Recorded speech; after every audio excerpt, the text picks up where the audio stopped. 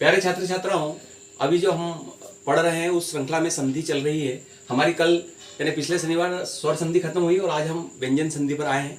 तो व्यंजन संधि पर आने के पहले मैं आप लोगों को बता दूं कि मैंने जैसे सबसे पहले जो वीडियो बनाया था उसमें ये जो वर्ण व्यवस्था बताई थी, उसमें क ख ग घ ङ च छ ज झ ञ ट ठ ड ढ न त थ द ध न प फ ब भ म इस प्रकार के 25 स्पर्श व्यंजन बताए थे, जिनको कि बहुत सरल तरीके से याद करने का एक सूत्र बताया था। कुछ टू तु पू यानी क वर्ग, च वर्ग, ट वर्ग, त वर्ग और प वर्ग।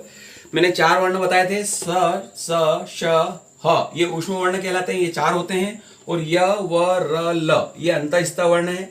जैसे हमने स्वर संधि जब पढ़ी थी तो कुछ स्वर लिखे थे जिनका कि हमको पूरी संधि के समय स्मरण करना होता है ताकि हम संधि को बहुत अच्छे से समझ सकें। उसी प्रकार जब हम व्यंजन संधि पढ़ेंगे तो हमें इस चैप्टर को पूर्णतः मानसिक रूप से तैयार करना पड़ेगा और ध्यान में रखना पड़ेगा ताकि हम संधि को, व्यंजन संधि को बहुत सरल तरीके से पढ़ सकें। प्यारे बच्चों, जैसे हमने स्वर संधि के भेद पढ़े और उसके अलग अलग प्रकार के नियम पढ़े, उसी प्रकार से व्यंजन संधि भी अपने गर्भ में कुछ प्रकार रखती है। सबसे पहले इस व्यंजन संधि का पहला प्रकार कहलाता है सचुत्वम।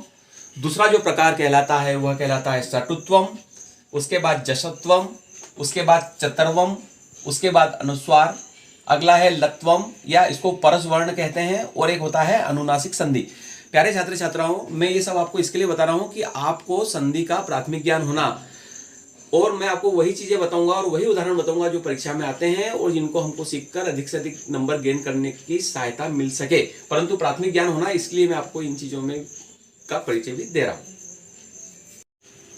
प्यारे दोस्तों, प्राथमिक ज्ञान के पश्चात मैं आपको पुनः एक बार बता रहा हूं कि इन चीजों को आपको अगर व्यंजन संधि सीखना है तो ध्यान रखना पड़ेगा। क ख ग घ ङ च छ ज झ ञ ट ठ ड ढ न त थ द ध न प फ ब भ म और स श श ह ऊष्म वर्ण और य व र ल अंतःस्थ वर्ण।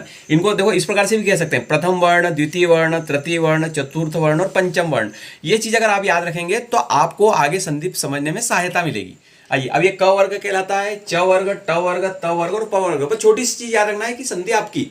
अब देखिए यहाँ आएंगे तो चूंकि मैंने आपको कहा है कि हमको प्रारंभिक ज्ञान होना चाहिए, तो पहले जो संधि है इसका पहला जो सूत्र है वो सचुत्वम। ये सचुत्वम इसका एक सूत्र, छोटा सा सूत्र है। इसको जब हम पूरा सूत्र को खोलते हैं तो उसको कहते हैं स्तो शचु नाश्चुहु। ये क्या है हमको इसकी गहराई में नहीं जाना है, अपितु इस गहराई से कौन से मोती और माणिक निकलते हैं जो हमारे लिए फायदेमंद है, हमको उनको देखना है। तो मैंने उसका सरलीकरण ये किया है कि जब स यानी स सड़क का है, देखिए व्यंजन जब भी रहेंगे तो उनके नीचे हलंत रहेगा, इस बात का ध्यान रखना। हलंत यानी व्यंजन है ना। तो जब स या त वर्ग में क्या आता है त थ द ध न, ध्यान दीजिएगा। के बाद यदि श यानी श शक्कर का या च छ ज झ ज्ञ इंग यानी च वर्ग यानी स या त वर्ग के बाद श या च वर्ग आता है तो स सड़क का श शक्कर का हो जाता है और त वर्ग का च वर्ग हो जाता है। अब थोड़ा अपन इसको उदाहरण से अगर समझते हैं, देखिए मैं उदाहरण देता हूं। जैसे लिखा है, पहले अपन स वाला देखें, क्या लिखा है, कस धन चित। अब यहां शर्त क्या बोल रही है, स काय में परिवर्तित हो जाएगा, श में, तो ये हो जाएगा कश्चित। इस प्रकार अब हम अपने उदाहरण सर्च करेंगे किताबों में तो हमको ढेर सारे उदाहरण मिल जाएंगे। ये हमने आपको एक क्लू दे दिया, इस हिसाब से चलना है। अब एक उदाहरण ये वाला देखते हैं कि त वर्ग च वर्ग में कैसा परिवर्तित होगा। तो हमने यहां लिखा है सत, धन लिखा है जन। अब आप देखिए ये त च वर्ग में परिवर्तित होगा तो क्या हो जाएगा, ये हो जाएगा सज्जन। एक और उदाहरण इसका थोड़ा और ज्यादा बोधगम्य होगा, सत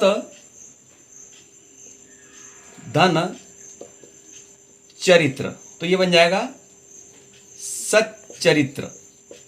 यानी ये जो त वर्ग है ये च वर्ग में परिवर्तित हो जाएगा। यहां भी त वर्ग जो है वो च वर्ग में परिवर्तित हो गया है। तो ये इस प्रकार से इसके उदाहरण है जो आप किताबों में सर्च कर सकते हैं। अब इसका ये व्यंजन संधि का जो दूसरा प्रकार है उसको बोलता है सटुत्वम। इसका जो सूत्र है वो कहता है इष्टु नाष्टु। अब फिर मैं आपको बता दे रहा हूं, हमको इसकी गहराई में ना जाते हुए इसकी गहराई में से जो रस मिल रहा है उसको निकालना है। तो वो मैंने निकाला है, इसमें भी स तथा त थ द ध न यानी स तथा त वर्ग के बाद यदि ष षटकोण का तथा ट वर्ग यानी ट ठ ड ढ न आता है तो सड़क का स षटकोण का हो जाता है और ट वर्ग में परिवर्तित हो जाता है। इसका एक साधारण सा उदाहरण है रामस,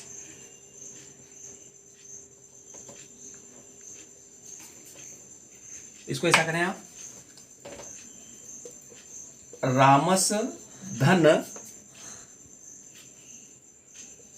टीकते, तो ये हो जाएगा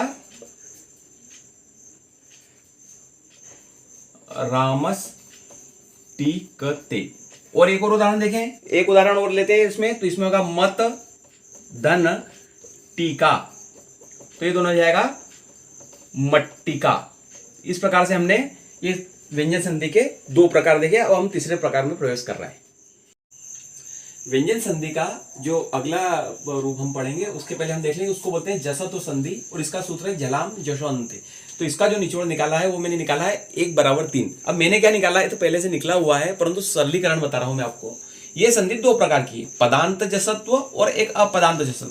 तो आपको अगर इसको सीखना हो तो कुछ नहीं है कि भंडा 1 = 3। अब ये 1 = 3 क्या होता है भाई, आप टेंशन में आ गए होंगे, पर मैं आपको टेंशन थोड़ी दूंगा, टेंशन देने का, लेने का नहीं। आइए मैं आपको समझाता हूँ, इधर आइए आप। अब देखिए इधर, ये मैंने यहाँ 1 2 3 4 5 लिखा है। ये इसीलिए लिखा है कि आपको एक बार में समझ में आ जाए। ये प्रथम वर्ण है, द्वितीय वर्ण, तृतीय वर्ण, चतुर्थ वर्ण और पंचम वर्ण। अब देखिए संधि कितनी सरल है कि प्रथम वर्ण की जगह पर तृतीय वर्ण आया, इतनी सी बात है कि संधि आपकी। अब देखिए वर्ग के पहले वर्ण के स्थान पर, फिर सुनना, ये है वर्ग, क वर्ग, च वर्ग, ट वर्ग, त वर्ग, प वर्ग, इनके पहले वर्ण के स्थान पर तीसरा वर्ण हो जाता है। तीसरा वर्ण क्या, ग ज ड द और ब हो जाएगा। अब देखिए इसको उदाहरण से देखते हैं। यहां लिखा है दिक धन अंबर। अब यहाँ क, ये क दिक धन अंबर हो गया, तो ये क जो है वो 1 = 3 हो गया। ये तीसरे में पड़ेगा तो दिगंबर हो गया। यहाँ देखिए चित्त धनानंद, त चूंकि त वर्ग का पहला वर्ण है तो ये चिदानंद में परिवर्तित हो गया। एक उदाहरण और देखते हैं हम, और जो मैक्सिमम आता ही है परीक्षा में, वो है जगत धन ईश। अब ये देखिए ये त वर्ग है, ये त वर्ग का तृतीय वर्ण क्या है, द है, तो ये हो गया जगदीश। जगत धन ईश बराबर जगदीश। एक और हम इसका उदाहरण अगर लेते हैं तो वाक धन दानम, तो ये क ग में परिवर्तित हो जाएगा और ये हो जाएगा वाग वागदानम। इसको अगर और अच्छे से देखते हैं तो ये हो जाता है वागदानम। प्यारे बच्चों, ये हलंत लगाने का अर्थ होता है, हलंत का सामान्य सा अर्थ है कि जिसके अंत में हल हो। हल है ना व्यंजन, हल है ना इस प्रकार का निशान, इसको हम हल बोलते हैं। इस निशान को हम हल बोलते हैं जो किसी भी वर्ण के नीचे लगता है, जो इस चीज का घोतक है कि ये वर्ण आधा दिया हुआ है। तो इस प्रकार से जगदीश, वागदानम, दिगंबर, चिदानंद, और एक और देखिए आप सुप धन अंत।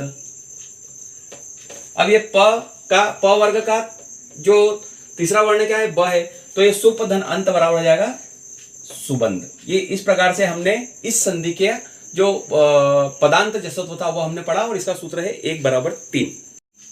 प्यारे साथियों, जसत्व का पहला भाग पदांत जसत्व पढ़ा, अब अपदांत जसत्व पढ़ेंगे। इसका भी साधारण सूत्र 4 = 3। वही 4 = 3 अगर समझ में नहीं आएगा तो आपको यहाँ आना पड़ेगा, यानी जो चौथा वर्ण है उसके स्थान पर तीसरा वर्ण हो जाना। तो उसका अपन किस प्रकार से उदाहरण देखते हैं, जैसा लिखा है शुद्ध धन धी। अब यहां ध दिया है, ध क्या है, ये चौथा वर्ण है, तो इसकी जगह क्या हो जाएगा, द हो जाएगा, तो ये क्या हो जाएगा शुद्धि। ठीक है, इसी प्रकार से एक और उदाहरण लेते हैं, बुध धन धी, तो ये हो जाएगा बुद्धि। अब कैसा होगा, वही 4 = 3। इसका एक और उदाहरण हम लेते हैं, लभ धन धम, तो ये हो जाएगा लब्धम। लब्धम इन्हें होता है प्राप्त किया, लब्धम। अब ये लब्धम में भ जो था, ये वाला भ था, ये ब में परिवर्तित हो गया, तो ये 4 = 3। प्यारे साथियों, आज हमने व्यंजन संधि के 3 रूप पढ़े, उनके अलग अलग प्रकार पढ़े और बहुत सरल तरीके से मैंने समझाने का प्रयास किया है। मेरे को विश्वास है कि आप लोगों को ये समझ में आया होगा। व्यंजन संधि का शेष भाग हम अब अगले शनिवार पढ़ेंगे। अगर इसमें किसी भी प्रकार की समस्या आती है या आप लोगों को पाठ में कोई सा शब्द समझ में नहीं आ रहा है जो संधि युक्त है, तो मैं आपकी सेवा में सदैव तत्पर हूँ। आप मुझे कॉल कीजिएगा, मैं आपको आपकी समस्या का निवारण कराने का प्रयास करूंगा। सभी बच्चों को नमो नमः।